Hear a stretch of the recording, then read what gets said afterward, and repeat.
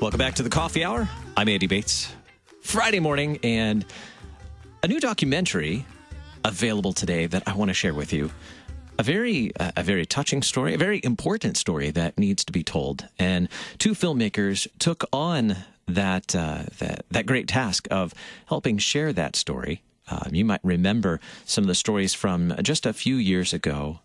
Brittany Maynard and our very own Maggie Carner, and also Cara Tippett's story, which you may not know, but I invite you to learn more about Cara Tippett's story as you get to meet our guests today, Jay and Sophia Lyons. They are the filmmakers behind the story of Cara Tippett's The Long Goodbye.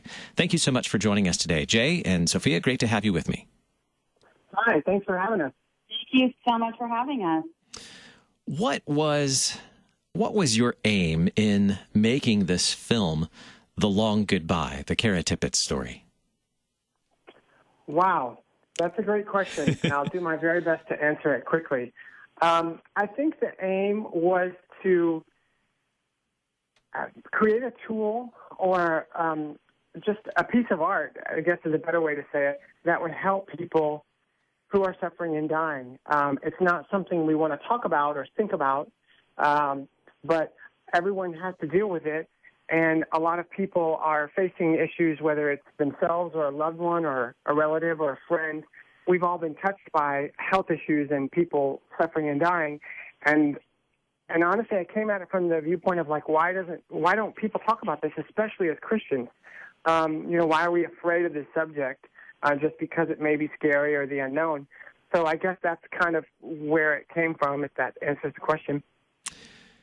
Absolutely. It's. I think it is a subject we're afraid to address, and I think it really came to the forefront of our minds during the time that Cara was facing her terminal illness, Brittany Maynard, and within our own Lutheran circles, within the Lutheran Church Missouri Synod, our director of life ministry at that time, Maggie Carner, also facing that, and both Maggie and Cara had something in common in sending a letter or writing to Brittany Maynard, who at that time took a very different approach to how she was facing her terminal illness. And Cara and Maggie both shared with her, I think, words of encouragement to face this terminal illness with grace, beauty, and truth. And that's, I think, what I want to look at a little bit more. We live in a pluralistic society full of art, and you talked about this film being art, and that's certainly what it is. We live in a society full of art that reflects this pluralistic world and many worldviews. You chose to tell Cara's story of grace, beauty, and truth. What was it that drew you into Cara's story? Honestly, the answer would I feel like a supernatural one, that God drew me to this story and introduced us to Cara. And I don't say that lightly. I just mean that sincerely, because I'm a TV producer and I work for all the major networks and, produced, quote, reality shows, which a lot of people think are terrible, and some of them are. But I've actually worked on a lot of great shows that I feel like are positive and have encouraged a lot of people. And so I feel like God picked me up and just said, I want you and your wife to tell this couple's story. So that's kind of what drew me to Cara. It's just a divine set of circumstances that introduced us. Sophia, what was your involvement in, what was your role in making this film? I actually am a co-producer, and so I got to meet lovely Cara and help with filming and also producing. How is Cara's story of facing tribulation, this terminal illness, different than most others today? Oh, that's a really good question. So obviously breast cancer is breast cancer, mm-hmm. and random people get hit with it. But the difference of what Cara did with it was that she opened her story up to the world and invited people in to share with her while she was still suffering. And I think that's why this story is so impactful and powerful, is that I had never met anyone like Cara in this situation. Most of my experiences were of death up until meeting her were people shutting you out when they were suffering or almost ashamed that they were suffering or felt like they were a burden. And she just kind of invited her community and her family and friends and didn't make it some weird, scary, taboo subject. She let people ask any question they want. So she was generous with her time and generous, just a generous woman to allow us in to that. She was generous. She invited you in. She wanted to share the story. You mentioned so many. The emphasis was on death, but Cara's focus was on life and being able to share that with the people around her. You hear that, you see that in her story. What else did you learn as you got to know Cara and learn her story? Well, I think you nailed it on the head. Like, it is a movie about suffering and dying, and it's extremely raw and real. So we were there with her, up until her last days, and so you feel that in this movie, for sure. It's a documentary to where you're right there with someone who is suffering and dying. But Cara was about life, and that's what we wanted this movie to portray. She taught us how to live, and she taught us how to live better. And most of the people who follow Cara's story, as you mentioned, she was thrust into the national spotlight, and so she had a large following throughout this. When we first met her, she was just an average, typical mommy blogger, but then she wrote a book, and things started happening, and she gained a large following, and most of those people were just regular people, regular folks like me and you. But what Cara showed us is how to live and how to love. One of the quotes that she said that didn't have anything to do with her suffering or dying, but it still impacted me, is she said, "I want to allow Jesus to love me and to receive God's love so much that it spills out onto others." And I thought to myself, allow God to love me. And it hit me because God's love doesn't change for us. It's how much we're willing to receive of that love and put into our lives. And so just that quote, among many others, changed how I live and how I love others. And another one of Cara's friends said it great. She said, whoever was in front of Cara, she loved. So you think about that, maybe that coworker you don't like, or a teacher at school, or even a family member. But whoever, your neighbor, whoever was in front of Cara, she loved. So that helped me a lot as well.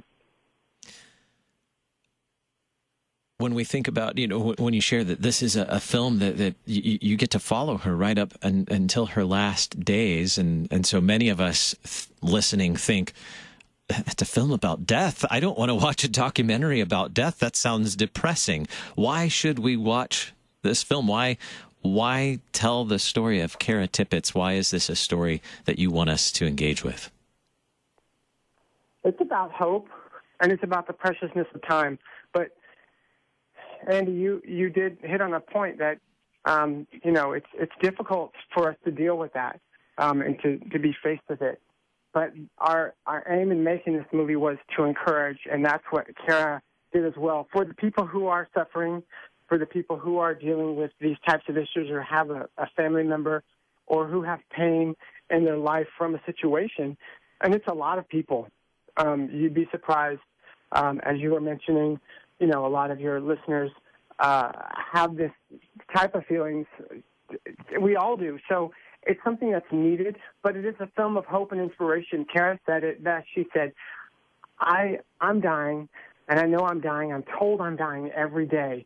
And although you're dying as well, you still have time. So I think it just shows us the preciousness of our time and allows us to live better and love better and take advantage of that time that we do have. So the film personally encourages me when I watch it to love my kids more, to love my wife more, to live for Christ as best I can every day and take advantage of the time I do have. Who else is a part of Cara Tippett's story? Who else did you meet as you spent time with Cara? Mickey. Mickey was Cara's mentor, dear friend. She'd known since high school and was like a mother-like figure to her. Cara called her affectionately Nanny Mickey. And Mickey, well, you'll meet Mickey when you watch this film. She is a character. She is a wise woman and just amazing, and I loved meeting Mickey. And there were some other perhaps familiar faces that make their way into Caras' story as well. Oh, yeah. So Ann Voskamp was Caras' mentor and buddy and friend. Joanna Gaines, Joanna Gaines flew to Colorado Springs to decorate Caras' house for Christmas time and ended up spending several days and visiting with Cara while she was in the hospital, and talks about how much Cara impacted her life and made her a better mom. And then Johnny Erickson Tata, obviously, who is kind of an authority on suffering, being a paraplegic for 50 years, just had a friendship with Cara and was very gracious to be a part of this film in the bonus features on the DVD. So the film releases today, available on digital and DVD at caratippettdocumentary.com. Who should we watch this film with? Or should we watch it by ourselves with a box of tissues? That's a great question. I think it depends on the person. Mm-hmm. I know that Cara was big on community and friends, and so a lot of people online are grabbing a friend and showing it in their home and grabbing a bunch, like you said, a box of tissues, especially maybe a family member or a friend who may relate to losing a loved one or is suffering or can relate to that story. So a lot of people do watch it in groups, and I think that's what Cara would want, is for us to, what she says, share our tears. Tears are meant to be shared, is what Cara said. But I don't think, if some people, aren't comfortable with that and they want to watch it alone, it is, the movie is intense. You are right there suffering with her, along with her. So I think it differs for each person. I'd like to say something on that, too. As someone who is a recovering, being afraid of dying person myself, I've watched this film several times, and it is not scary. It's not a scary movie that you have to be afraid of watching.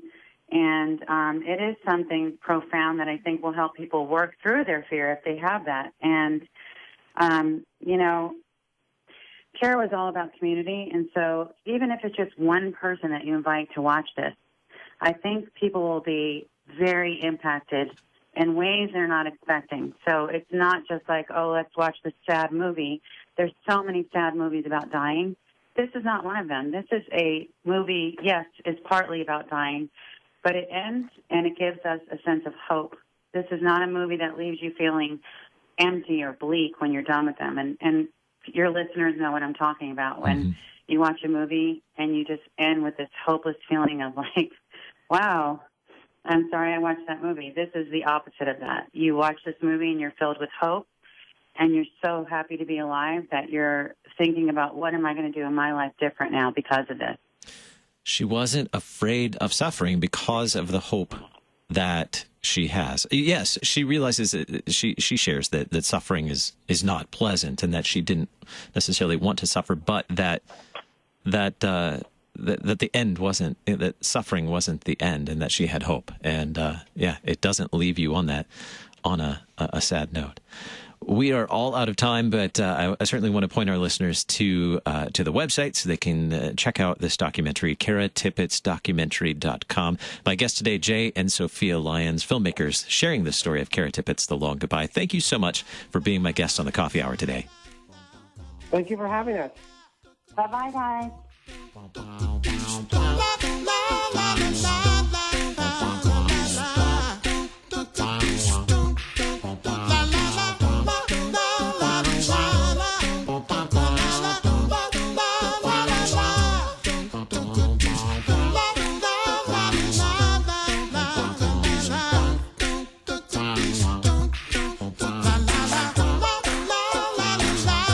Coffee Hour with Andy and Sarah is a production of KFUO. To support the Coffee Hour and KFUO Radio, visit KFUO.org. You can also text KFUO to 41444 or send an email to gifts@kfuo.org. And you can call us at 800-844-0524. KFUO. Christ for you, anytime, anywhere.